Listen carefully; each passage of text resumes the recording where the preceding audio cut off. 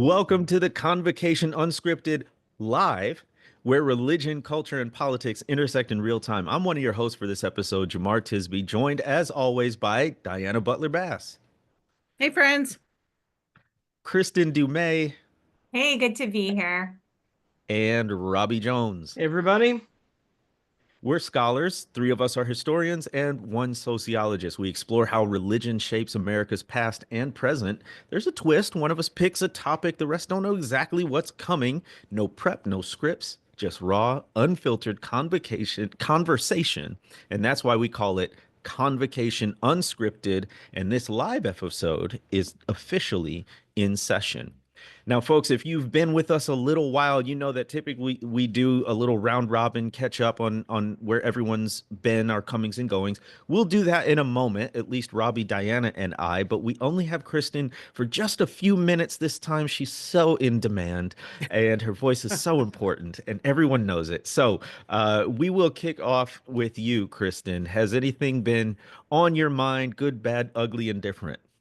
Oh, all of those things, all of those things. Yeah, and thank you. I'm glad I can be here just for a few minutes. I'm at St. Mary's College this evening. I'm going to be giving an address. I was just in the classroom here. And so shout out to all the South Bend folks.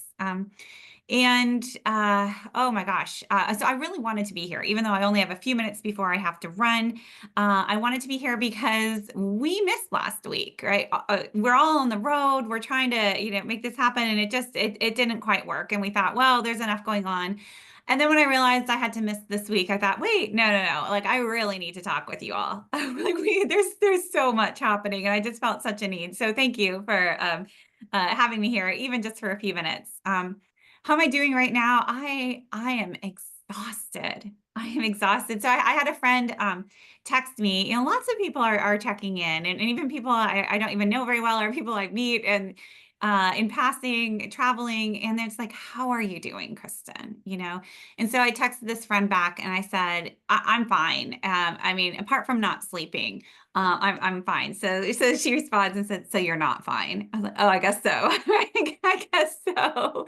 There's just so much to track, right? There's so much. And I feel like my brain's over here trying to assess what's happening here, predict what's going to happen next, this constant risk assessment, and then also trying to do the day job, and then also be a parent and all those things. So it's exhausting.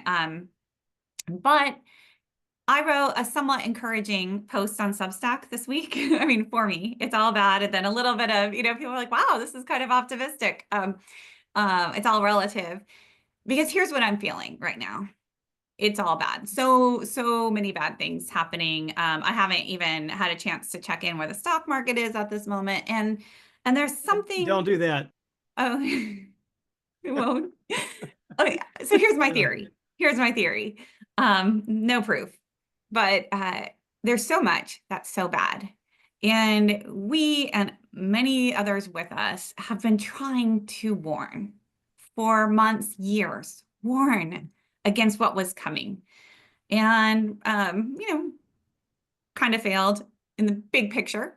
And now people are paying attention, right? A little late, maybe too late, maybe not too late, right? And in these first 100 days, since the inauguration, just kind of waiting, if something's going to trigger a response, a widespread response, I feel like something's building now. What is that going to be? I can't say. We had Cory Booker talk for a long time, inspire a lot of folks. That's one piece, maybe there's something bigger. I think that's coming. And I think we're getting close to that. So I would say that's my sense right now, in all of the bleakness, a little silver lining.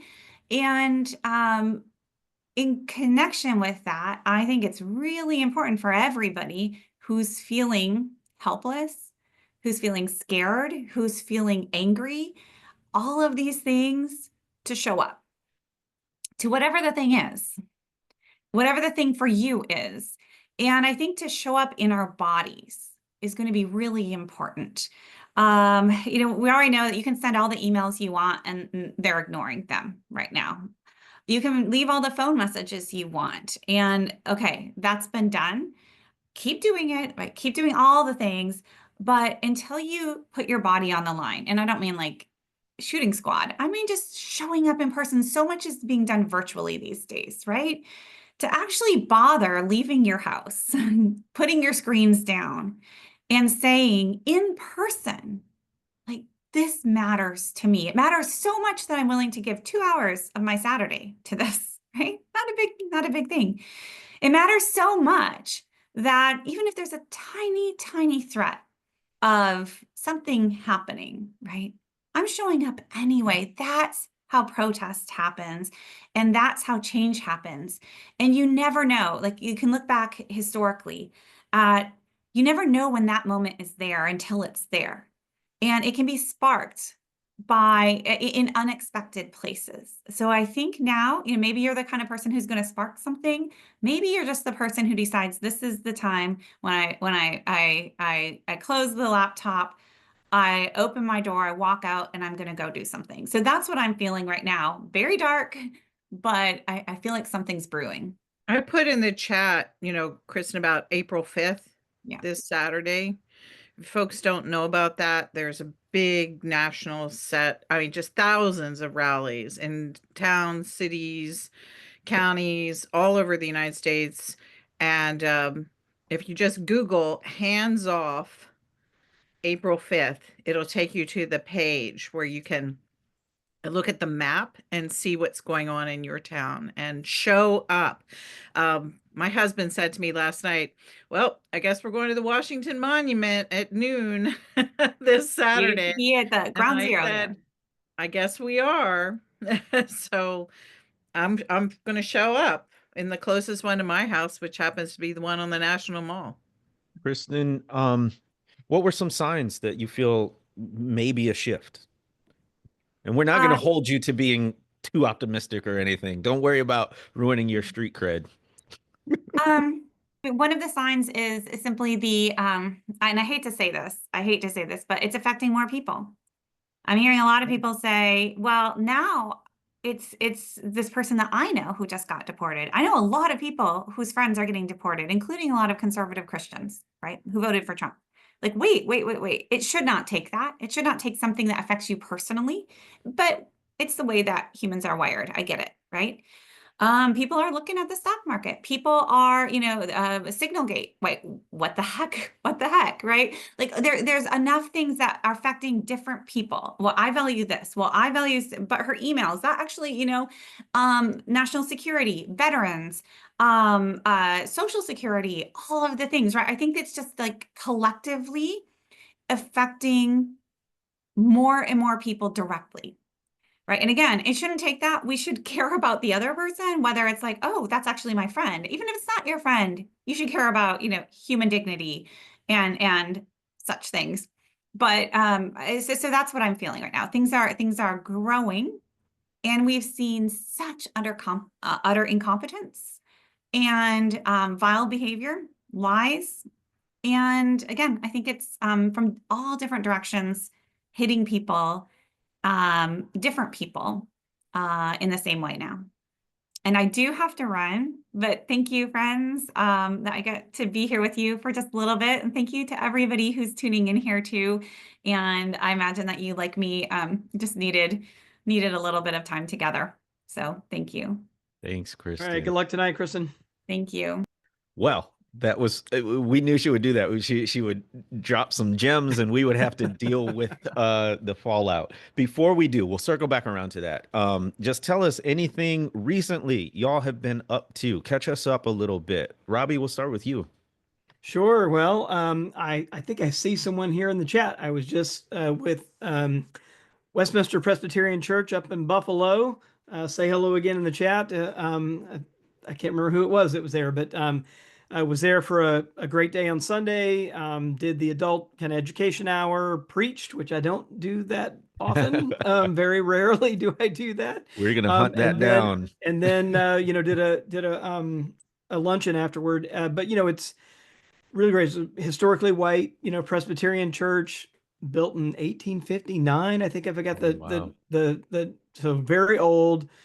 Buffalo, like landmark, kind of congregation, predominantly white, and is taken very seriously. I'm trying to think about what does it mean? What are our responsibilities? We talked a lot about reparations, for example, during the luncheon hour, and so it's been for me just over the last few weeks. March has been very heavy, kind of travel, but from Richmond, Virginia to Buffalo, New York, being in predominantly white Christian spaces that aren't afraid to talk about the R word, right? And to think about that, as an act of Christian faithfulness and what it means, right, to repent in the fullest sense of the word. So that actually gives me some hope, that at the local level, these things are still moving along. There's still a faithful few that are like, no, we're gonna stay the course, even if the winds have reversed directions on us here.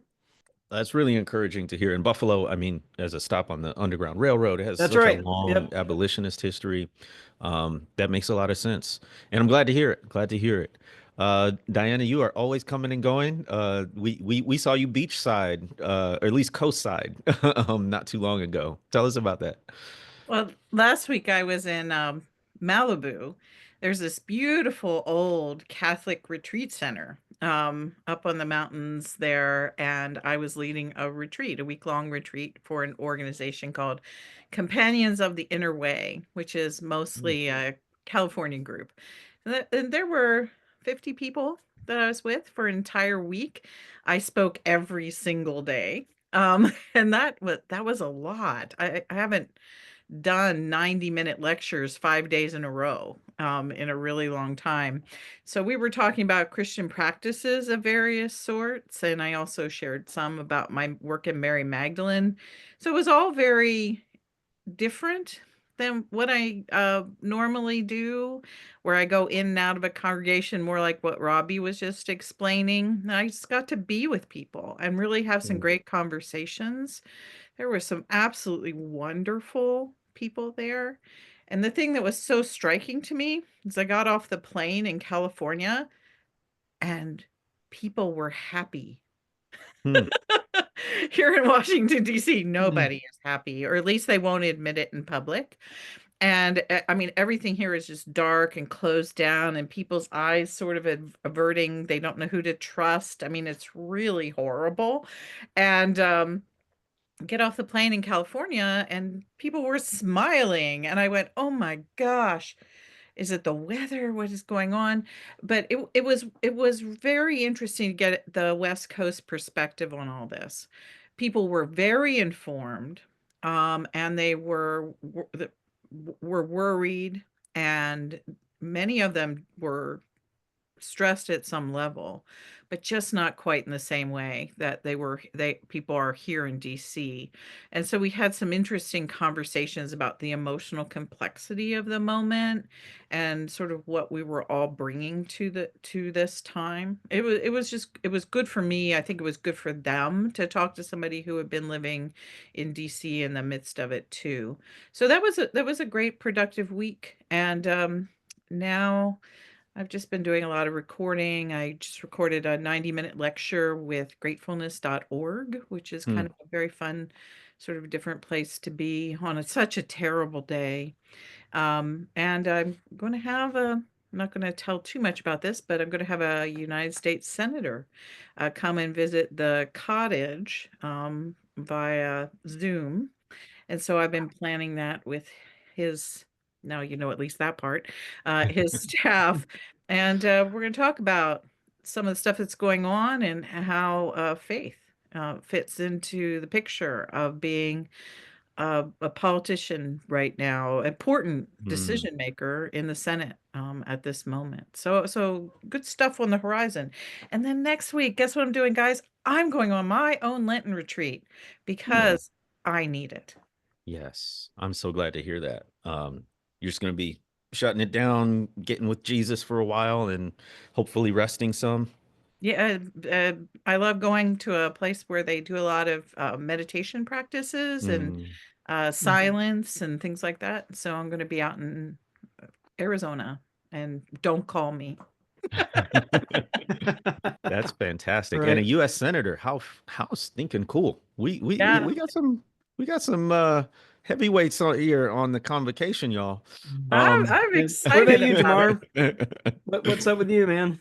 Oh, I've been coming and going like way more travel than it just creeps up on you. So but good stuff. So last week I was in Memphis, Tennessee, which was my sort of home away from home. When I lived in the Delta, that was the closest big city. And so I spent a bunch of time up there, and I love it when churches invite you back. I've been doing this a long enough that certain venues start to invite you back. So this is the third time I believe I've been with Calvary Episcopal Church in Memphis. It was another historic church founded in 19th century, but it has this geographic history. So it is on property that used to belong to Nathan Bedford Forrest, and he used to buy and sell human beings on that property that the church now owns. And they've done a bunch of work to commemorate it really well. And I just wrote a Substack article on this. It might be one of my favorite Substack articles because it's blending current events and it's just geeking out on history. And it's literally a side by side of two historical markers. One, the first one, I don't know when it came in, but it just uses this innocuous language like this was once owned by Nathan Bedford Forrest. He was a prominent man in the city. He did business here. Well, that business was a trade in human flesh, and they never mentioned slavery.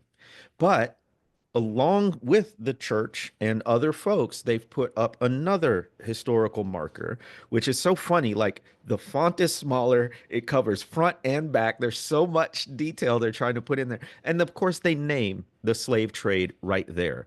And it was just, it came right on the heels of Trump's executive order about the Smithsonian institutions and literally trying to whitewash history. And so I was like, yo, this is what it looks like. Did business here, slave trader. Those are two historical treatments. And we use this term revisionist history as if it's always in every case bad. Well, history's always being revised as we get more information or our understanding evolves, right? And so the question is, what are we revising? What are we editing? What are we taking out? What are we adding to? And historically, I mean, for the past 60, 70 years, historians have been on this, race, gender, class, and climate and other things just to include those stories. So it was just this object lesson in these historical markers that you could see. And then the other thing, just giving an update, I did a four-part video series called Roadmap to Ruin: How the Church Can Resist the Dismantling of Democracy. We're kicking it off live tonight after this, so y'all are welcome to join. We got 600 people registered, no, 650 people registered so far. This is just the launch. I've got special guests Latasha Morrison, Dr. Anthea Butler, Dr. Dwight Radcliffe of the Pennell Center out at Fuller. And I'll tell you all about it tonight. But then on Tuesdays throughout April, I'll do a live video study of each of those videos. So you can join me on Zoom live every Tuesday evening, and I'll drop a link in the chat about more details for that. But ripping and running, I mean, we are on the move. And to that point, what stuck out to either of you about what Kristin was saying? Maybe detecting a shift, maybe in the near future, something's got to give, kind of a thing? Jemar, I have to tell you just real quick before I answer that question. My daughter was baptized at Calvary in Memphis. Oh, wow. That is a Yeah, and very personal she connection. wound up in college at UVA, studying African American history Mm, and doing her honors thesis on the civil rights movement. And so, if you could just imagine, this white girl being baptized there as a baby, winding up at UVA, then writing a master's thesis on Black theology of the civil rights movement. mm. So Well, parents and church sounds like did a great job with her. they should have her back and talk about that journey. It's just really interesting to me. Hey, and before we get too far off your story about the two markers, I will recommend people check out your Substack because I love that too. There's another Right. example of that in Montgomery, Alabama. Mm, Right as you look at the Capitol building, there are two markers on opposite sides of the corner. One of them put there by the United Daughters of the Confederacy, of course, of course. talking about the oath of the office by Jefferson Davis being taken on the steps of the Capitol down there and commemorating that event. The other placed there by EGI, the Equal Mm. Justice Initiative, commemorating that the March to Selma, came by that same corner. So again, these kind of face off, right, of kind of two very different, I think, versions of American history. And I do think we haven't had a chance to talk since that executive order came out. So I just wanted to kind of pause on that, maybe since you brought it up and there, because what's remarkable to me about that executive order, and we saw this in the first Trump administration with his 1776 project, had some of the same language in that executive order as well. But the accusations there are that the people trying to tell the story of African American struggle for freedom and equality, of women who were struggling to get the vote, of like people telling those stories are the ones revising history, right? Being accused of revisionist history. And to sort of erase that stuff again is considered the truth, right? And so, like, it was just so striking to me at how upside down and insidious it is when they talk about revisionist history.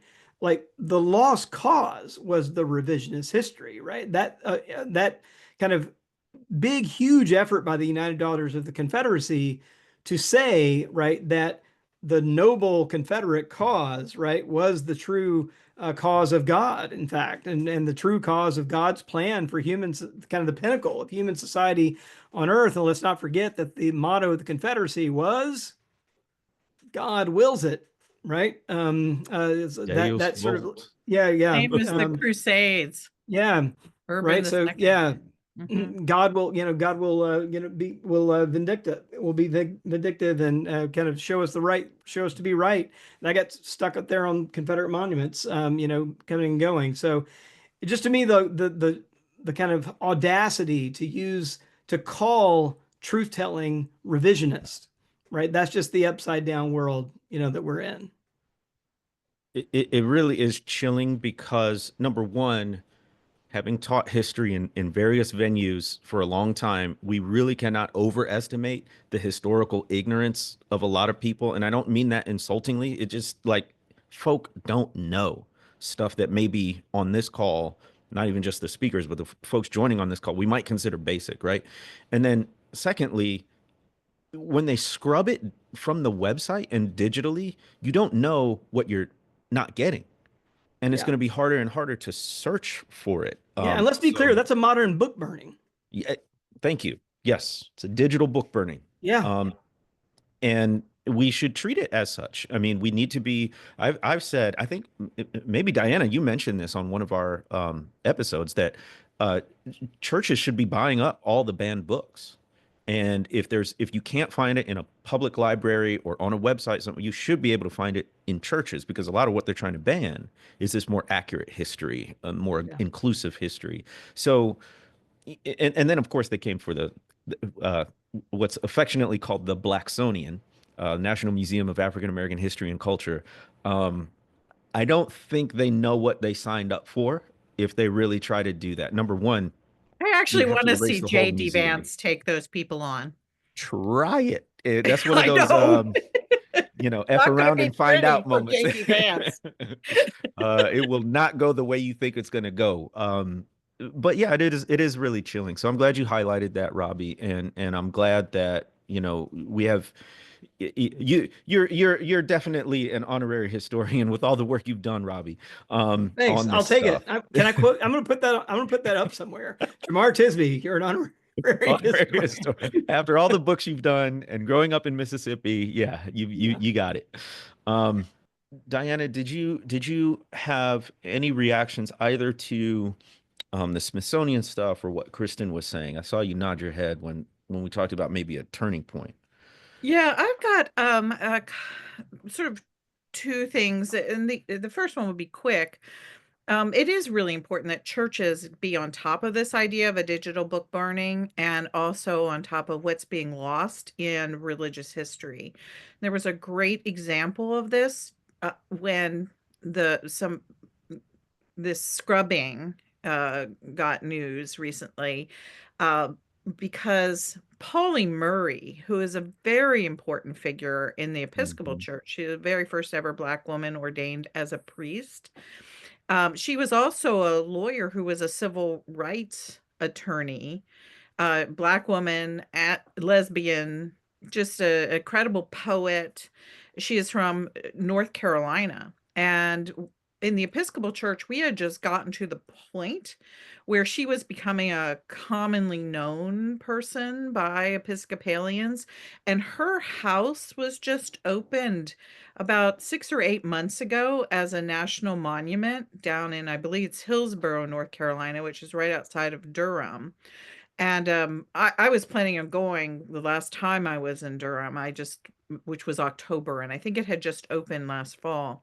And I wasn't able to squeeze it into the particular itinerary I had, but I've been looking forward to it.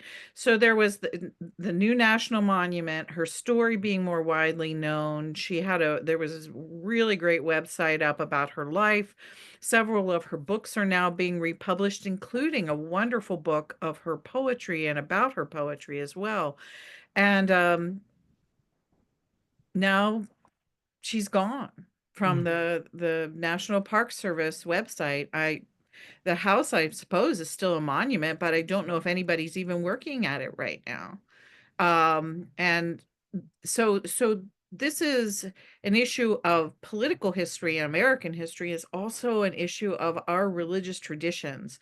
And it is, in effect, when it comes to that kind of level, a violation of church and state. I mean, to take away a hero in my church's tradition, who fought for justice, and to say that we're not allowed to talk about her and to celebrate her and to visit her house and all these sorts of things anymore, it's really terrible. And so churches should be making a very big deal out of the loss of history, and it is an attack on our history in particular in many, many instances. So I just want to hold up Pauli Murray and as a very specific example of what's going on. The other thing is, I got really excited when Kristen was saying that, and all I could think about was Joe Rogan, which is not somebody I pay a lot of attention to on a normal basis, the big podcaster. But yesterday, I guess he and Ann Coulter both uh, said that Trump was wrong about deporting people to El Salvador. They said they both made the same. This is interesting because it's a conservative case for human rights. They said they were fine with immigrants who committed crimes being deported. And they both said, more of that, please, all the time. But both were equally upset. I mean, really upset that people who were not criminals were being picked up and deported, because everybody should realize what that means. When the government picks up somebody who committed no crime, did nothing wrong, and decides to deport them, and not even just deport them, but send them to a concentration camp in El Salvador with no exit strategy for them to go and get them if they're wrong, which is one of the things that's just happened in a case of a Maryland man. I mean, that is pure evil. We're talking first class Adolf Hitler stuff. And Joe Rogan and Ann Coulter said so. And they went, no, this is if this can happen to these people, this can happen to any of us. And so, hey, welcome to the resistance. I don't think that they're quite there. But nevertheless, having two major right-wing figures who are huge Trump supporters come out and criticize Trump's uh, absolutely sloppy, inhumane, horrible deportation processes, and is a good thing that they are saying something. So that Yeah, was just to me a moment of like, oh my gosh, is this turning, as well? yeah, no, this is a dark turn. when you've got and like with the ICE agents, they're masked, they're not marked, they're not in uniform, they're not showing ID, they're not showing warrants, they're in unmarked cars. So I mean, it's a kidnapping off the side of the road. I mean, it's like the stuff you hear about, yeah, in East Germany or Nazi Germany or in states where we historically got refugees from for fleeing these kinds of regimes. And I think, I'm hearing from my friends who are Latino that they feel like I'm not going to leave my house without my passport if I'm a U.S. citizen because I'll just get pulled over for looking Hispanic, right, or looking Venezuelan. If I happen to have a tattoo, like one of the stories I read, one of the people who was arrested had a tattoo about autism. Like they had, that's what the tattoo was about like supporting autistic kids, and that counted as a quote unquote gang tattoo just because it was a tattoo on somebody Latino. So and the reason why we have, I mean, if we kind of think theologically here, we have due process, right? Because we realize that there are mistakes that can be made, right? And there's irreparable harm that can't be undone if we march down this road, right? You can't unincarcerate somebody in a Salvadorian prison like that. You can't undo that experience, right? So, kind of getting through that and realizing our propensity for sin, for mistakes, all of that stuff is really to like be very careful about marching down that road, especially something that leads to harm, to violence, and things that you can't repair. That's what like a humane government does, right? And that's what we're supposed to be about kind of creating, right? A government of, by, and for the people, right? Not one that sort of like, yeah, and does these clandestine, really awful kind of secret police Stasi style, abductions from our sidewalks. And to that point, there was a quote that has just stuck with me out of Jason Stanley's book, How Fascism Works. And he talks about ICE. And he says, there are arguably institutions in the United States not created by Trump, but certainly adopted and radically empowered by his administration that resemble fascist paramilitary organizations. ICE is a novel American institution created in 2003 by the Homeland Security Act in the wake of September 11th, at a time when rights and liberties took a backseat to concerns about safety. And goes on to say, the same act that created the Bureau of Customs and Border Protection, tasked with policing the border and staffing migrant detention centers, in ICE, we have a special force created in an anti-democratic moment in American history, authorized with police-like power, and directed at political outsiders inside our borders. The institution itself is tied politically to the country's leader.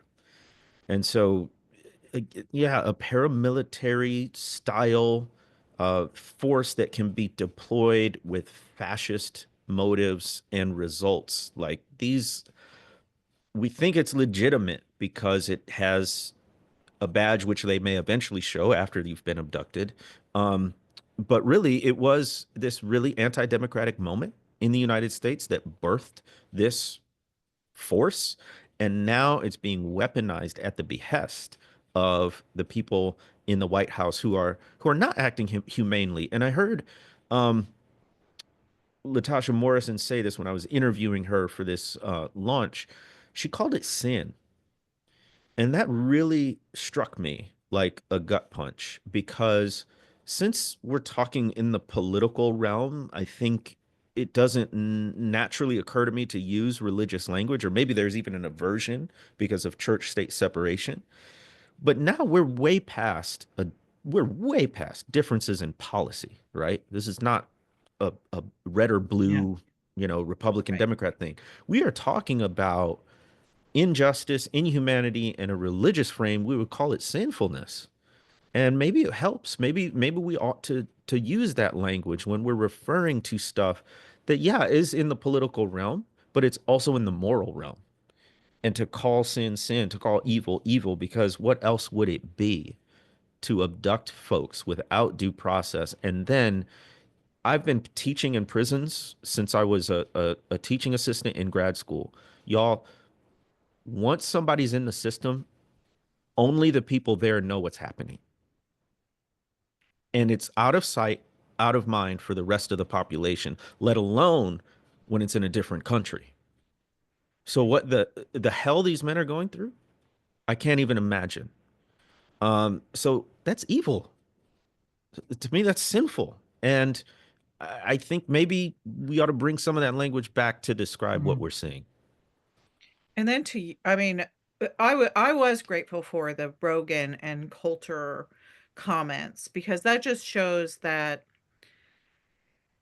there really is humanity that is left in people who brought us to this position. And I feel like I need to remember that the people who voted for Trump, and some of the people who have been his allies, you know, they are human too, and they do possess the capacity to see things differently in a moral framework. Hmm. I If and when there are indeed those things that violate their conscience. And the idea that this soon in, only 75 days into the Trump presidency, Joe Rogan, who was like, Mr. Rah rah MAGA, could come out and criticize Trump, to me seems like that's a good thing. That does indeed show we are all human beings together in this, and that it does break down that framework of it's all about left versus right. And that if even people that I disagree with as vigorously and as long as I've disagreed with Ann Coulter and Joe Rogan, can come out and say something that is right. It reminds me of that Bible verse, like who are we to say those who are not against us or for us? And then there's the opposite version of it as well. And so I think that those are moments that we really have to go after when we start talking about the language of sin and evil. If someone can call out an evil act for being evil, even if they're only doing it because they're worried about their own hide on the other end of it, if this can happen to these innocent people, well, what's to keep it from happening to our innocent people? If there's a change of administration or what have you. So it's clear that they're worried about that. But I think that that's a good thing. That we can get to that same point. So that makes me glad that people who I radically disagree with can be seeing this for the truly horrible thing that it is. And then the sad thing is that there are so many people in the administration who are not seeing it as truly horrible, and who are creating stuff like incarceration pornography around it. That whole episode with Kristi Noem and her standing in front of that horrifying cell with people behind her who reminded me, I mean, literally, all I can just think about is all the pictures of the Holocaust I've ever seen in my entire life. And her standing there in that outfit with the expensive watch and the French tuck on her tight shirt, and wearing a t-shirt that was just tight enough in such a way as to emphasize her sexuality, it's in front of all those men. Oh my God. And the hair tumbling down, the whole thing. That was pornography. That was a form of incarceration pornography. And I can call that evil too. I mean, and I would love to see more people be really calling that out for what that is. I know we didn't get a question. I was going to add one more thing. I'm with you, Diana. I'm anytime anybody gets off the tracks and says, "Wait a minute," like I'm all for celebrating whoever that is, right? What I worry about, and having read a lot, certainly about like how fascism takes hold, how it takes over in a populace. What happens though, I think, and this is what I worried has happened to way too many of my people, right? The kind of white evangelical folks that I grew up with, Southern Baptist folks that I grew up with, is that there comes a point where you give your moral judgment over to another. Right. You let it go. right? And that's what all of the sort of, like a lot of like Hannah Arendt and others write about, like it happened in Germany, right? That you kind of give over your own moral responsibility, and you start just evaluating what's right and wrong, not from your own sense of humanity, your own sense of reading the Bible, your own sense of, and what really is stunning to me is that the words we do not hear from the Christian right anymore are values voters. We do not hear them talking about themselves as values voters because they know they cannot do it. And that is a very dangerous thing, that they've reached the point where they know they can't use that language anymore. And what they've got is a leader to pay fealty to and to follow. And anything that he does, by definition, right, is moral and Christian. And I fear that we've got way so many people that are already, because once you believe the big lie, that was the gateway drug, right? Is that once you bow the knee to saying that the election was stolen, and that was the like thing you had to do, right, to get in the cabinet, the thing you had to do to get Trump support. Our entire cabinet in our government right now is there because they said the 2020 election was stolen from Donald Trump. They were willing to lie, right, to get there because they wanted that position. And my worry is the people that voted for him, right, were at least willing to swallow that lie. And like it's just such a slippery slope that we all have to kind of guard against. But once we give over our own moral responsibility to another, like we have abandoned the Christian life. Like that, we're not being Christian anymore.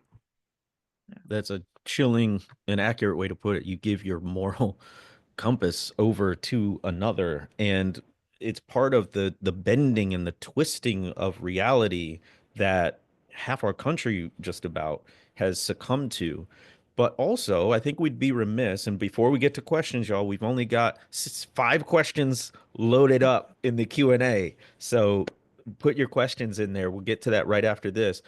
I think we'd be remiss though not to mention some recent reality checks. Yeah. In a good way, right? So for me, I'll kick it off with Cory Booker's historic U.S. Senate speech, right? I wrote about this too. And oh, the poetic justice of a black senator advocating for democracy, taking the record away from a white racist segregationist senator who was trying to block the civil rights bill in 1957. I've been a teacher. We've all taught, you know how hard it is to stand on your feet that long. Diana, you were talking about, 5 days in a row, 90-minute lectures. This man went 25 hours and 4 minutes consecutively. I listened to an interview after. By the way, he didn't go straight to bed. He did a couple of interviews later that day. And he said that, he was prepping for this. This is one of the really important lessons. The moments of public protest that we see are often at the very tail end of a long training process, deliberation process, all of that. So he was saying he purposely dehydrated himself so he wouldn't have to use the bathroom and leave the floor. That he had prepared himself in all kinds of ways, and he wasn't just like reading the encyclopedia as some people do during a filibuster. He was talking about substantive issues that this administration have done, the ways we need to protect democracy. He talked about his own failings and shortcomings as a Democratic leader, and what I loved was he said he went up there in response to his constituents, saying, "Why aren't Democratic officials doing more? Why aren't they stepping up?" And I don't know. I didn't see this, but everybody was responding online. Like some people were saying it was performative, and then everybody I saw was defending it. But it was like, yeah, it was performative because we need demonstrations. we literally we need images and examples of what protest looks like in all kinds of ways to inspire others toward action. And it was just a massive breath of fresh air. It was the first time since this man took office where I felt like, not only is somebody doing something, maybe collectively together we can do something and can be effective. So Hats off to Cory Booker for taking that 25-hour plus stand. And it was really fantastic when a couple of the senators, I think it was mostly Chris Coons and Tim Kaine, they came in like hour 21, something in there, and started asking questions about the Bible. So And helpful. I Yeah. thought that was just I was loving every minute of that. And gave him some relief because while they asked questions, which went on for 15, 20 minutes, he got a break and still didn't give up the floor. So that was part of it. That was smart. Yeah, it was smart. Okay, you got us some questions? We got some questions here. I should mention the state Supreme Court in Wisconsin. The billionaire couldn't buy it. Right. Yep. That was nice. Some signs that actually hurt, right? Trying to buy the Yeah, election. Yep. they may set Elon Musk down before this is all over. All right, we There's a can nice answer our question own about the questions here. tariffs. There's a nice Yeah. question, guys, about the tariffs Mm. there. Um, Linda says one of the things about that's being revealed about tariffs is how they hit the both the poor in the United States and poor nations disproportionately. And I think that that's just a good thing to point out. Do you guys know a bit more about that? I simply know Yeah. that that is the case with There's tariffs. a good piece in The Guardian that you should look up that particularly shows how it's hitting developing nations in Africa, because these are kind of across the board blanket things, right? There are some that get singled out, but there are nations that there are no trade deficits with the U.S. that are getting hit with tariffs because it's just this kind of broad swath thing. And not surprisingly, I mean, one of the ones I've been paying a lot of attention to is South Africa, because Trump and Musk have been, every chance they've gotten, have been taking shots at South Africa because they see South Africa, trying to recover from apartheid, trying to think about racial justice, trying to think about reparations, trying to think about what it looks like to rebuild a society in more equitable ways after that awful history of apartheid, and they don't like it. And so they've been, I mean, there's a whole executive order targeting South Africa even before all this stuff. But this is going to hit hard. There were three nations that they highlighted in particular in the Guardian piece. But absolutely, again, like going from, and many of these nations also were nations that were hit with the USAID cuts as well. So this is a double whammy. So not only things like, children and women's health care, food for places with food shortages, vaccines, HIV treatments, that stuff's like summarily gone. And then to hurt the economic engine of the country at the same time, I mean, this could have some pretty disastrous effects if it all goes through. I mean, who knows, right? Trump may decide to do something different tomorrow. That's kind of his chaotic trademark. But I think just but again, it just makes the U.S. I mean, this is where like I realize like I actually do love the country, right? But I want it to stand for something good. But we're rapidly becoming like a worldwide pariah state, wreaking havoc, ruining people's lives. People are going to die because we pulled this aid. People are going to be impoverished because we're ruining their economies for no reason. I'm embarrassed, right? And hopefully, we're going to all fight to try to rectify the situation and kind of make us, let's make America something we can be proud of again. Instead of kind of what we're rapidly becoming. But anyway, MAPA, yeah. make America proud again. I don't know if there's a direct line with this, but speaking of that phrase, I saw that uh, in Hungary, Orban used the phrase "make Hungary great again," something of that Oh nature. yeah. Yeah, so another link to fascism around the globe. Grazia asked, "My church is stuck in suburban affluence and white privilege with a new rector who doesn't want to rock the boat right now. How do I find churches that are willing to stand up for truth and justice, even if it's just to connect with like-minded folks in other congregations?" So I'll let y'all answer, how we can connect, but I just want to speak to the new rector who doesn't want to rock the boat right now. One of the things that becomes very apparent in social justice movements is realism. And so we want to get as many people bending the arc of justice in the right direction as possible, while also realizing not everyone's at the same place. So, I mean, this rector could be completely on board ideologically, but is sensitive to being new in a congregation and knowing how hard he can push her or she can push or not. But also, there are different ways to get involved, so that don't necessarily have to be as public. So, if it's a affluent suburban congregation, then conceivably you have money. The movement takes money.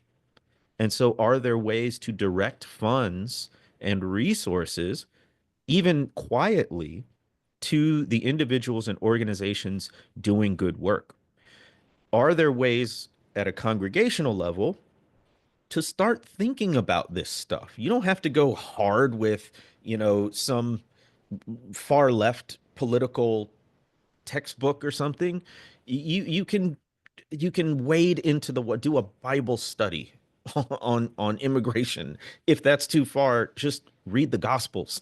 that that'll spark some good discussion and some contrast between what we're seeing here. So listen, it's a we're in a conflict.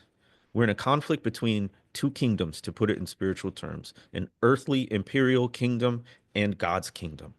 And we have to be as wise as serpents and innocent as doves. And part of that wisdom is saying, let me meet you where you are. And are there ways that you can contribute where you are? Because guess what? Once they start doing that, you hook them in. They're more and more likely to take the next, not a guarantee, but more likely. But to your question, Gratia, you were asking more specifically, finding churches. Do y'all have any input on that? Well, I mean, I think, all mainline churches are going to have some level of this problem. Not all of them, but a good percentage of them. And I usually suggest to people, one of the things that you can do is kind of, find like-minded people within the congregation and gather with them. And just say, hey, let's do a prayer vigil. And Lent I mean, the Holy Week is coming up. Mm.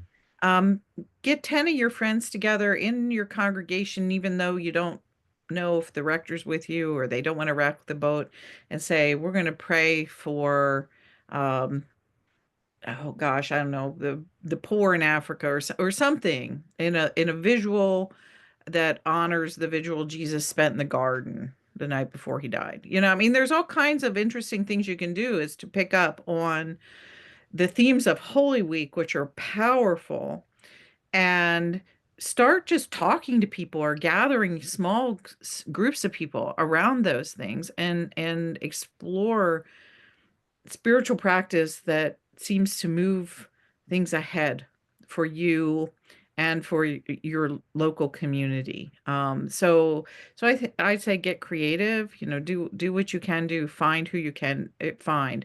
The other thing I always suggest to people is, I don't know if she's actually a pretty active member of the cottage too, and I haven't asked her this, but talk to the rector. Let that person know, let that pastor know how upset you really are about all that's going on in the world around you, that you're thinking about leaving the church because you feel so isolated and so alone, and that you think that this is a moral problem and that you don't understand why the church can't be addressing it. And then let that leader know that you have his or her back. And if you can, I'm actually encouraging a lot of people to up their pledges, because for years and years and years and years, I've had grouchy people who are against social justice try to use their money to manipulate congregations to keep them from entering into the fray of public theology. And so why can't people who want to have the church speak out against Trump use their money to support rectors who are willing to take chances and fill in the pledge threat that is made by people who would say, well, you mentioned politics, I'm leaving.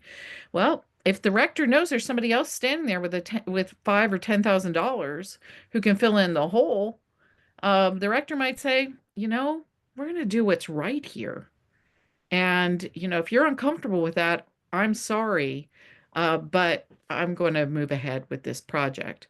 So I think that it's a combination of the parishioners taking some responsibility to do recruiting and evangelism within the rank of the other parishioners.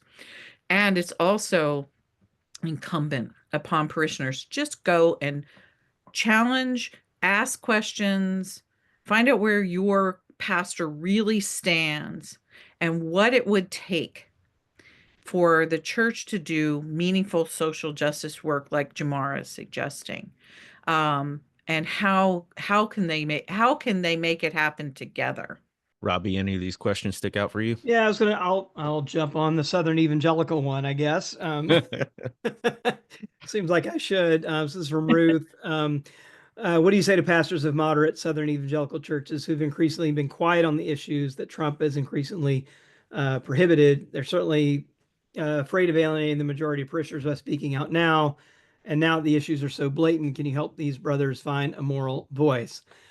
Well, I hope so. I hear you. I mean, I'm right there with you. And, I constantly think of, these same churches probably, are enough in the kind of journey that they will love to read Martin Luther King on Martin Luther King Sunday.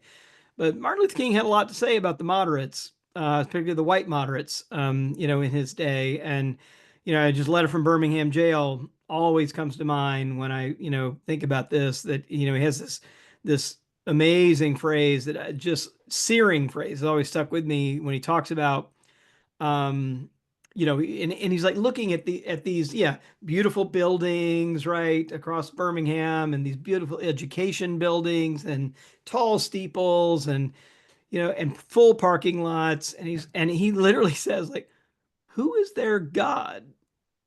Right? What are they worshiping in these spaces? And then he has this phrase where he says, like, while they're sitting safely behind the anesthetizing power of stained glass windows.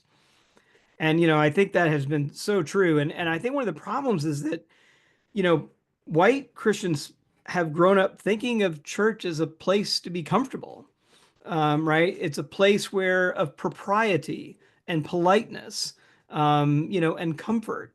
But, that's not a church built to do anything in the world. Right. And so I think we're at a moment where we need churches that are built to do something in the world, to kind of be a voice for justice, to make a difference, to resist evil in the world. And, King was pretty flabbergasted by how few stood up. And I think we always look back at that history and we go, oh man, how terrible.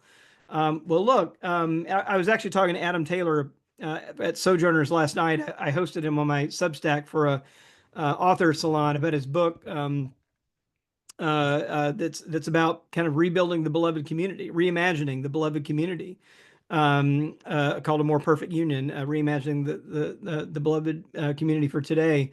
And he talked about like thinking he had been born in the wrong era, that he wished he had been born back in the civil rights era, right, when everything was cooking and he could kind of be out there. And I just said to him, I said, well, Adam, man, you're getting your wish. Here we are, It's his fault. Yeah. But I think that's the thing, right? Is to say to people like, look, we all would love to think we weren't going to be the people, being unconscious to the slave bell and the church bell ringing together. We all want to think we weren't the people being unconscious to a lynching happening on Easter. And people celebrating. And we weren't going to be unconscious to white people calling the overthrow of the first civil rights movement redemption, using our Christian language. That we weren't going to be unconscious to King, call to justice, like most white Christians, frankly, were. Here's our moment, right? And we always kind of think of that, if we want to know what we would have been doing back in the days when the civil rights movement was cooking, we're finding out right now. So I think trying to put it that way to folks and just say, like, we got to like wake up to what's right in front of us here. Oh, I was going to say, part of it is really interesting, I think, in the corruption of theological language that you point to there, Robbie, because I think that churches should, the Christian vision is actually a vision of safety, is that God's people are held safe in the arms of God, that God stretches God's wings out like the mother hen to embrace the chicks, etc., and that we are safe from evil. And that's one of the meanings of salvation is safety. But safety is not comfort. And I think that when you said that thing about comfort, that was like a light bulb there for me, because that's one of the things that white churches teach, is that comfort equals safety. But those two things are not the same. And one darn thing about African American theology or feminist theology, that that's the case, is that safety has different definitions, is that none of us are safe until we're all safe, that we're safe in the power of God. The Holy Spirit makes us safe. Liberation makes us safe. All those things are the work of the people make us safe. So that's safety, and that's not necessarily comfort. The quest for safety can be incredibly discomforting. And it usually is to the people who are in power. And to me, that's the theological language of what is sometimes called whiteness or white theology, whatever we want to call it. The corruption piece is power over other people, and that it's holding power over other people that has created this corrupted vision of the gospel. And I just think that that's, and if Christians don't see that during Holy Week, that the point of the gospel is not about comfort, but it is about the safety, that the salvation that arrives through liberation over and against the empire, well, you're in the wrong church, because that church is not preaching the Bible. And that to me is just a really super important point for us to understand. And this year we should get it better in white churches, because we're living the story. And it breaks my heart to think that people would be in congregations that aren't leaning into that with all of the emotional power that is available to us this year to clarify the gospel and to clarify this political moment. Such a good benediction. I want to close us out there. Let me answer or respond to one other question, and then if y'all have closing or final thoughts, we can. So Dave asked, can you comment on the importance of participating in protest marches? Why is this important? What are the ways to do it right? I think that's incredibly important as we head into April 5th, which is sort of a national call for demonstration and protest of various forms. I would encourage folks, to the extent that you're able to participate, I would differentiate between what Black folks are thinking and saying right now in terms of protest and what white folks may be called to. So virtually everyone I've talked to who's Black, when I've asked them about what does protest look like right now, it's more about protecting ourselves, building communities of safety and institutions of safety, and supporting in indirect ways. In other words, not marching, not being on the front lines on the street, because of the violence that comes for us when those things happen. I mean, with this administration, you don't have to work hard to imagine a response to a majority Black-led protest of any sort, whatever we were protesting, right? It's a different story. I mean, there's no Black version of January 6th. We would, as soon as they intercepted like some online chatter, they would have shut that down, much less have people actually roaming in the halls of Congress. So it's different for white folks who can and should, not without risk. Like you're saying, Diane, it's not comfortable. But there's going to be a difference with response when it's a group of white people out on the streets versus black people and other people of color for that matter. But that doesn't mean anyone can really throw up their hands. That's not my view anyway, because we're all affected and it's coming for us all in at some point and in some way, shape, or form. All I'm trying to emphasize is this is not 1963. This is not President John F. Kennedy or Lyndon B. Johnson. This is 2025. It's Trump. It's Project 2025. It's ICE. It's everything we've been seeing. And so it's got to be different tactics. It's not going to be copy and paste from 70 years ago into the 21st century. And so that may call up some different folks and require some different strategies. Yeah. Let's add one quick thing, just in a related question. I know we got to wrap up, but Lori asked about Erica Chenoweth's work on protest.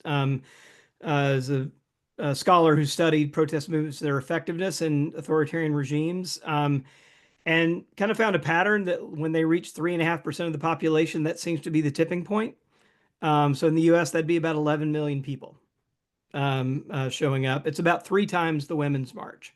Is about what we need to see to kind of reach. So that's not an impossible, an impossible number. And it's small, but that seems to be the kind of tipping point where enough public pressure is actually felt by officials, the leadership, where things may start to shift. So, yeah, I really appreciate that, Jemar. It's right now it's about white people taking a risk and risking on behalf of communities that have previously put their own bodies at risk to make some of these other changes. And I love what you said. It's not that Black folks are staying back there and doing nothing. I think the boycott of like Target that's been going on, the other I know that there's a number of other boycotts that are coming out of Black churches, and the information and the education that's going on in Black churches. I dare say that I've seen some Black pastors be more effective with educating their congregations regarding the intentions of things like Project 2025 and Curtis Yarvin and the tech utopians and stuff than I've seen any white pastor really do. And so that is a great work. And when you have a protest movement that is within 4 others and is crossing those kinds of barriers, you put bodies at risk who can take the risk, and you're still also working to ensure the safety of people who are under more risk just by existing in this moment. And that doesn't mean that those folks are absent. They're doing a different part of the task. And I love that. And I think that's a really super, super important part to remind people about, is that we really truly are in all this together, and maybe in a way that we haven't been because of the differences you point out between what happened 70 years ago and what's happening now. Well, folks, we got our mission. We just need to get about 11 million people on board. We can turn the tide on this thing. Thank you so much for joining us for this monthly special episode of the Convocation Unscripted Live. Remember to subscribe to our bi-weekly newsletter, theconvocation.substack.com, and of course our individual Substacks, and we'll have those in the show notes when we post this recording. We'll see y'all at the next Convocation.